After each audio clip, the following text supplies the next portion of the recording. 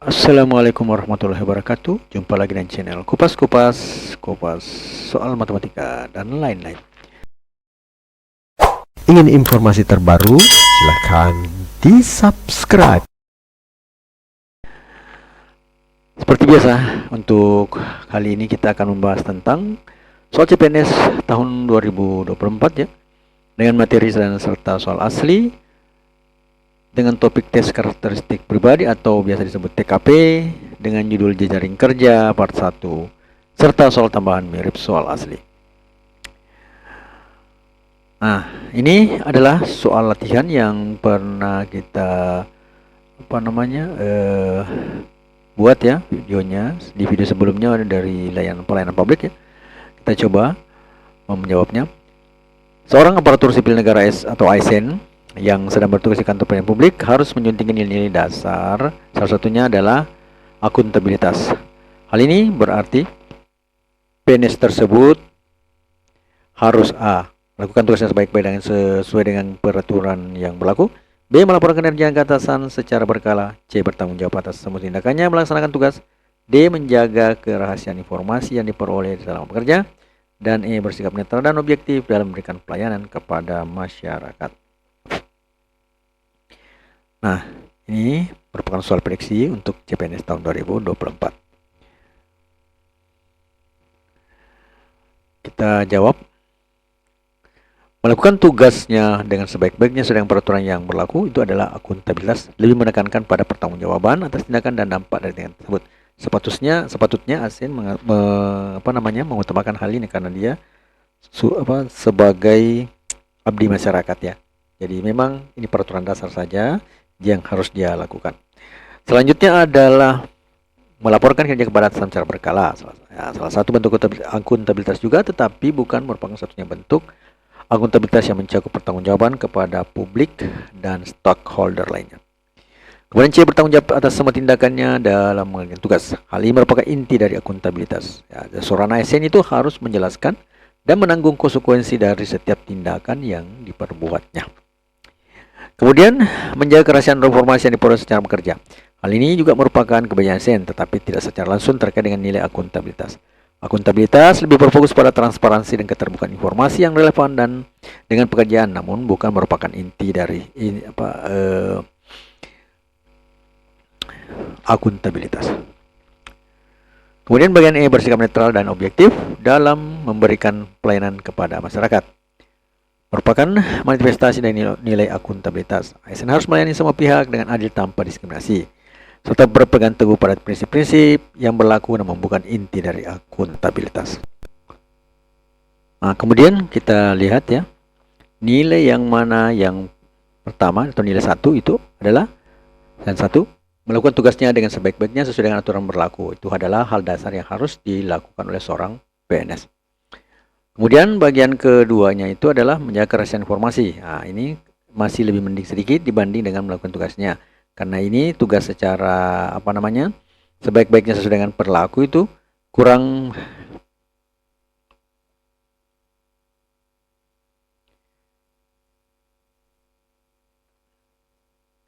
Selanjutnya kita lihat ya, melakukan tugas yang sebaik-baiknya sesuai dengan peraturan berlaku. Akuntabilitas lebih menekankan pada pertanggungjawaban. Jadi di sini belum ada nilai pertanggungjawabannya aja, makanya nilainya cuma 1. Kemudian yang ke nomor nilai 2 itu menjaga kerahasiaan informasi polisi yang bekerja. Ini juga tanggung jawabnya belum terlihat jelas ya. Tapi ini lebih mending karena ini menjaga kerahasiaan ini secara umum bagi yang berkaitan dengan bagian informasi ya. Nah, ini daripada yang pertama tadi ini yang berlaku tidak ada tanggung jawab. Kali ini masih ada sedikit tanggung jawabnya, itu menjaga kerahasiaan ya, tanggung jawabnya. Namun apakah dia apabila terjadi kebocoran dia bertanggung jawab, itu belum ya, karena hanya menjaga kerahasiaan tersebut. Disitulah tanggung jawab, sampai di situ saja. Kemudian selanjutnya yang ketiga adalah yang mendapat nilai 3 itu melaporkan kinerja secara ke atasan secara berkala. Artinya apa yang dia kerjakan dia bertanggung jawab dan melaporkan apa yang terjadi. Apakah terjadi sesuatu atau tidak, yang jelas dia bertanggung jawab kepada apa yang dikerjakan dan pemimpin atau atasannya mengetahuinya. Kemudian selanjutnya yang nilai 4 itu adalah bersikap netral. Lain yang perlu. Meskipun ini melaporkan kinerja kalau dia tidak bersikap netral atau memberikan pelayanan kepada masyarakat secara baik, itu juga tidak nilainya kurang bagus. Nah, yang nilai 4 ini adalah bersikap netral dan objektif dalam memberikan pelayanan kepada masyarakat. Merupakan manifestasi dari akuntabilitas. Dan ASIS harus melayani semua pihak dengan adil tanpa diskriminasi, serta berpegang teguh pada prinsip-prinsip yang berlaku, namun bukan inti dari akuntabilitas karena tanggung jawabnya masih kurang. Dari yang paling mana itu adalah 5 yang paling tepat jawabannya adalah bertanggung jawab atas semua tindakan dan melaksanakan tugas. Jadi, apapun yang ada pada jajarannya, apakah salah atau benar, yang jelas dia harus bertanggung jawab jika salah dan mempertanggungjawabkan apa yang dia lakukan. Nah, ini merupakan inti dari akuntabilitas. ASN harus menjelaskan dan menanggung konsekuensi dari segala tindakannya. Jadi jawaban yang benar adalah bahagian C, bertanggung jawab atas semua tindakannya dalam melaksanakan tugas. Ya, jadi tanggung jawab yang paling diutamakan karena dia masalah akuntabilitas. Kemudian tes ke karakteristik pribadi ya tentang jejaring kerja ya. Nah, di sini ciri TKP jaring kerja adalah permasalahan dalam soal. Biasanya terdapat konflik yang menyebabkan keharmonisan hubungan terganggu ya. Pilihan jawaban berisi berbagai tindakan yang bertujuan untuk menyelesaikan konflik sebagaimana tercantum dalam soal. Kemudian tips dan triknya itu adalah setiap tindakan pasti akan dimintai pertanggungjawabannya. Begitu juga dengan ketika berkarya kelompok, berusahalah Anda menjadi bagian berguna dari dalam kelompok kerja tersebut. Bila Anda ditugaskan sebagai pimpinan, maka bagilah tugas-tugas ke anak buah secara adil dan profesional agar tim solid dan mampu bekerja sama dengan baik. Itu sekedar teori dari jejaring kerja ya. Kita lihat contohnya. Burhanuddin adalah teman akrab Anda di kantor. Melakukan kecurangan-kecurangan absensi, maka yang Anda lakukan adalah A. Mentoleransi karena baru kali ini dia melakukannya. B. Menganggap wajar karena rekan kerja lain juga melakukannya. C. Menegur dan mengingatkan. D. Menegur dan melaporkan apa adanya pada pimpinan. Dan E. Menanyakan kepadanya mengapa dia melakukan hal tersebut. Kita lihat. Kita jawab ya. Mentoleransi karena baru dia melakukan. Tidak ada kata tidak untuk kecurangan. Karena hal ini tersebut dilarang walaupun Burhanuddin memang teman akrab Anda dan dia memang baru pertama kali melakukannya ya. Nah, kemudian yang kedua, B, menganggap wajar karena rekan kerja juga melakukannya. Nah, sama saja tidak boleh ada kecurangan karena tersebut dilarang meskipun yang melakukannya berjamaah ya, merupakan tindakan yang wajar dan bukan merupakan tindakan tidak wajar, maksudnya begitu. Kemudian yang bagian C, menegur dan mengingatkan. Sikap profesional sangat dibutuhkan, namun jika Anda menegur dan mengingatkan, namun Anda berada pada posisi yang sama sebagai karyawan. Ya, begitu. Meskipun Anda tegur dan mengingatkan, namun Anda harus ingat bahwa posisi Anda berada yang sama sebagai karyawan. Kemudian bagian D, menegur dan melaporkan apa yang adanya pimpinan. Sikap profesional sangat diperlukan dan Anda menegur sebagai peringatan. Ya, jadi sebagai peringatan saja atau mengingatkan saja dan tindak lanjut penyelesaiannya itu diserahkan kepada pimpinan. Jadi kita tegur atau kita beri peringatan, jangan lakukan hal tersebut. Karena itu adalah hal yang salah.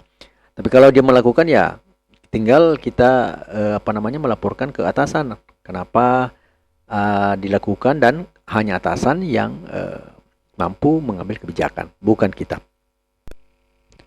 Kemudian jawaban E, menanyakan kepadanya mengapa dia melakukan hal tersebut. Nah, hal ini perlu dilakukan agar dapat mengetahui alasannya. Namun hal ini tidak cukup jika tidak ada tindak lanjutnya. Jadi tidak perlu kalau kita cuma menanyakan namun tidak ada hasilnya, untuk apa ya gitu. Nah, kita lihat yang mendapat nilai 1 itu adalah menganggap wajar karena yang lain juga melakukannya. Kenapa kita anggap wajar kita beri nilai 1? Karena sebenarnya masalah aturan itu, masalah yang menyimpang itu bukan asal banyaknya orang melakukan, yang jelasnya tidak sesuai dengan peraturan. Nah, hal itu yang paling penting. Jadi banyak tidaknya orang melakukan, yang jelas dia adalah hukum dan harus ditaati. Kemudian dapat 2 itu adalah bagian A, itu mentoleransi karena baru kali melakukannya. Ya, kita bisa mungkin mentoleransi 1 kali melakukannya karena mungkin dia belum terbiasa dengan hal dengan hal seperti itu ya, berlaku kecurangan, atau mungkin ada sesuatu seperti persa dia lakukan kecurangan. Namun kita berikan peringatan secara lisan dengan baik, dan karena dia baru melakukannya, bukan hal yang berulang ya itu. Kemudian bagian selanjutnya adalah yang menanyakan ya, yang menanyakan kepada mengapa dia melakukan. Jadi setelah, kalau artinya menanyakan ini, kita ada respect dengan apa yang hal-hal yang dilakukan ya, makanya dia dapat nilai 3 dibanding antara 1 dan 2 tadi ini. Yang pertama ini kan seperti membudaya, yang kedua ini memang baru melakukan, artinya bisa saja ada toleransi. Yang ketiga ini ya kita ada reaksi. Jadi tadi tidak ada reaksi, sini ada reaksi. Selanjutnya yang keempat, menegur dan mengingatkan ya. Jika bermanfaat, mohon di-share ya. Kita wajarlah mengingatkannya, tapi menegurnya jangan ya.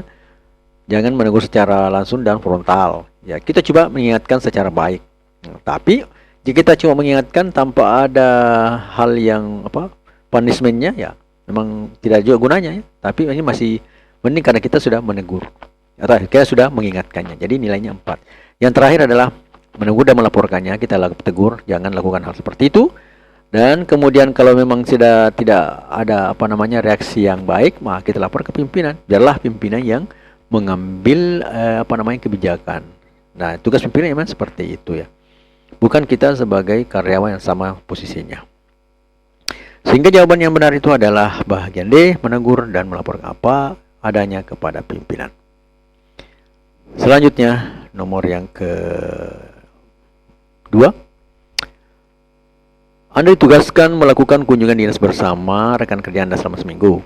Pada perjalanan dinas tersebut terdapat banyak agenda kunjungan pada beberapa kantor perwakilan di beberapa daerah. Menjelang 2 hari akhir, rekan saya baru mengingat bahwa dia memiliki pekerjaan penting di kantor yang harus dia selesaikan dan diserahkan kepada atasan awal pekan depan.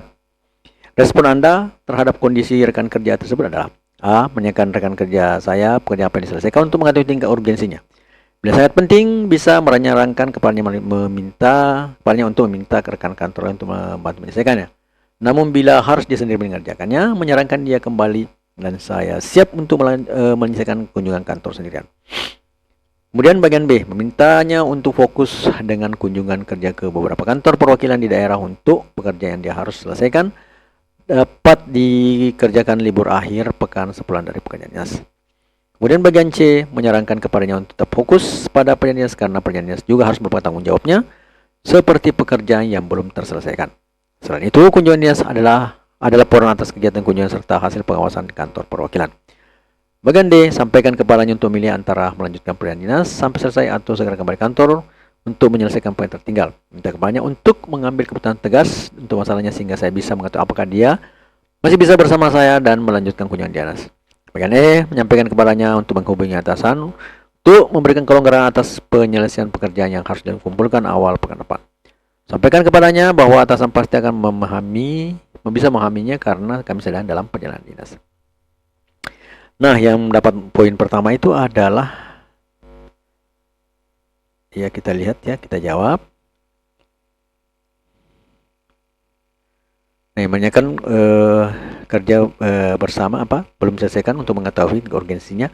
Bila sangat penting, menyarankan kepada untuk minta rekan-rekan kantor bekerja sendirian. Jadi ini tadi saya ulang kembali ya, ABCD-nya. Jadi saya sudah jelaskan tadi di depannya, itu bagian E-nya. Nah, sekarang nilainya yang mana? Jadi kita lihat nilai yang pertama itu adalah yang ini. Menyampaikan kepadanya untuk menghubungi atasan, untuk memberi kelonggaran. Jadi ini sebenarnya hal yang tidak bagus ya, kita menanyakan ke atasan bahwa minta ini kebijakannya ya, kebijakan kepadanya belum tentu juga kita diberikan untuk hal tersebut. Jadi bukan hal yang bagus untuk dilakukan sebagai penyelesaian dari masalah teman kita. Selanjutnya yang memperoleh nilai 2 itu adalah ini. Ini memberikan secara tegas seperti menghakiminya ya, menghakimi dirinya bahwa terserah kamu pilih yang mana, apakah melanjutkan dinas atau melanjutkan melakukan pekerjaan yang dia lupa. Ya, jadi ini nilainya 2 kurang bagus ya. Suka dengan videonya? Like dong. Tidak ada rasa prihatin atau simpati kepada teman. Nah, kemudian yang dapat nilai 3 adalah ini, menyarankan kampanye fokus pada perjalanan dinas. Artinya ini memberikan ketegasan, artinya ada perhatian ya, Anda harus fokus kepada perjalanan Anda. Karena ini merupakan tanggung jawab yang sama dengan apa yang ditegaskan dari kantor. Tapi ini memang aturannya harusnya seperti itu, namun ada namanya istilah kebijakan. Jadi di sini tidak ada kebijakannya.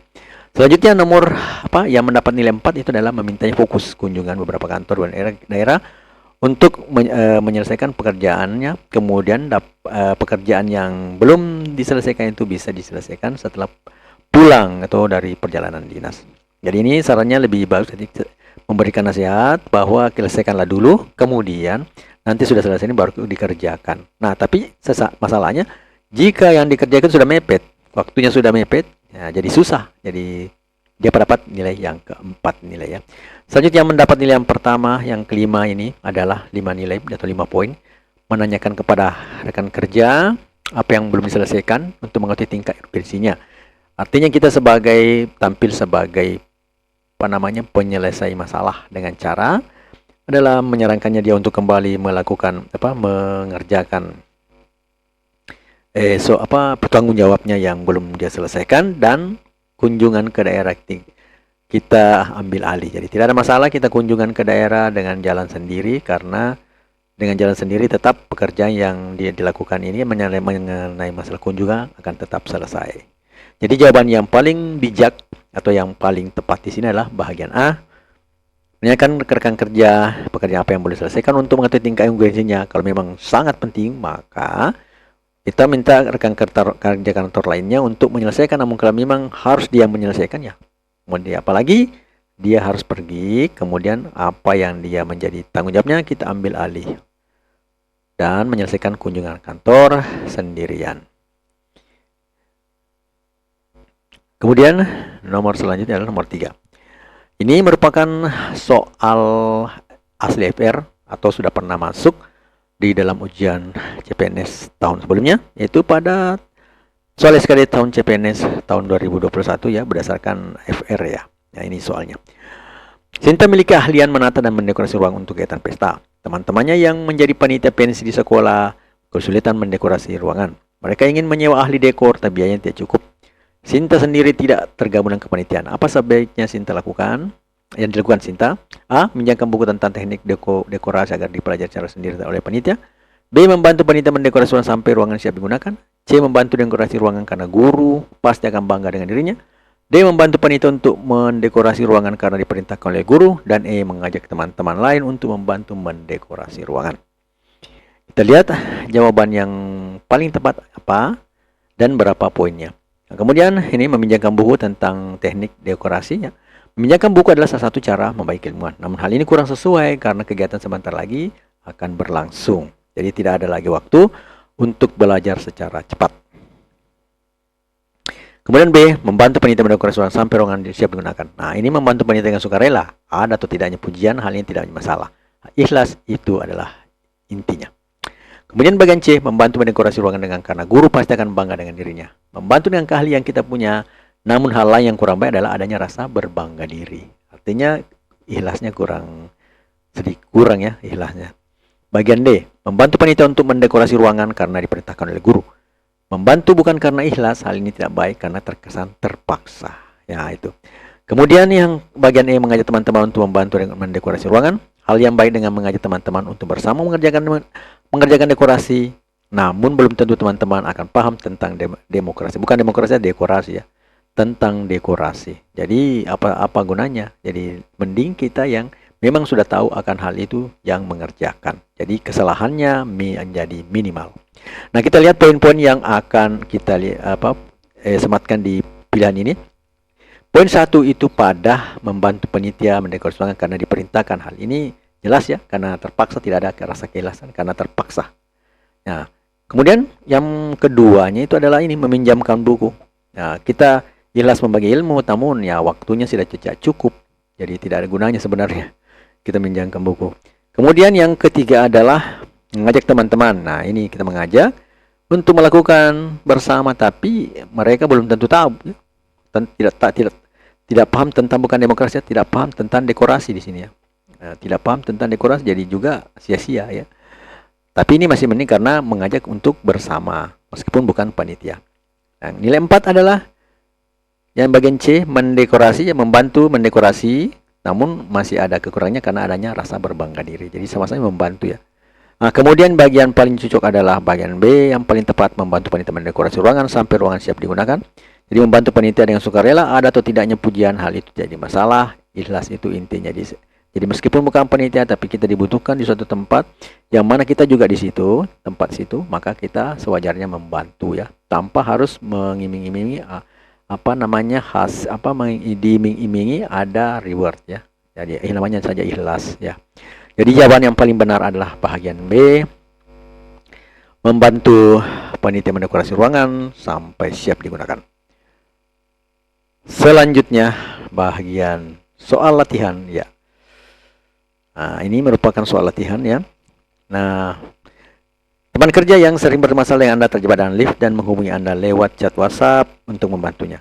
Sebenarnya teman tersebut dulunya cukup akrab dengan Anda, namun karena ada sebuah masalah pribadi menyebabkan hubungan Anda dan dia menjadi renggang. Maka sikap Anda adalah A. Saya akan menanyakan padanya mengapa dia menghubungi saya ketika dia sedang dalam keadaan susah dan membutuhkan pertolongan, dan lupa bahwa dirinya sering membuat masalah dengan saya. B. Saya menyanyikan kepadanya hal yang terjadi sehingga ia bisa terjebak dalam lift dengan alasan menghubungi saya saat kesulitan, padahal seringkali membuat masalah dengan saya.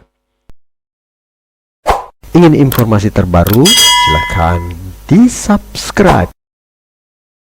Bagian C, saya akan segera menolongnya, mintanya untuk bersabar dan saya pastikan akan sampai di depan lift. Saya tidak pernah dendam. Bagian D, saya akan menghubungi security untuk segera membantu teman saya tersebut. Saya tidak pernah dendam atas masalah yang terjadi dengannya. Bagian E, saya akan bantunya setelah pekerjaan saya selesai. Menurut saya kerjaan tersebut pasti diketahui oleh orang bagian keamanan kantor sehingga tidak perlu berlebihan mengkhawatirkannya. Nah, jadi jawabannya ada pada part 2 mendatang. Namun sebelum kita tinggalkan, ini ada pesan-pesan atau semacam nasihat yang sebenarnya juga merupakan bagian dari TKP ya.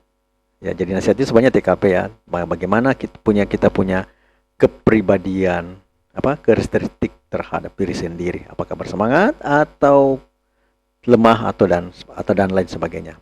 Nah, semoga apa yang saya sampaikan di sini bisa memberikan semangat untuk mengikuti ujian CPNS tahun 2024. Keberanian adalah kemampuan untuk bergerak maju, mesti takut, dan tetap berdiri tegak, mesti terpukul jatuh. No name. Semoga apa yang saya berikan di video ini tentang TKP ya, semoga bisa membantu untuk mengikuti ujian CPNS tahun 2024 dan menjadi bahan informasi atau bahan pembelajaran sehingga Anda bisa lulus di ujian CPNS mendatang. Mohon maaf atas segala kekurangan. Matematika, Queen of Science.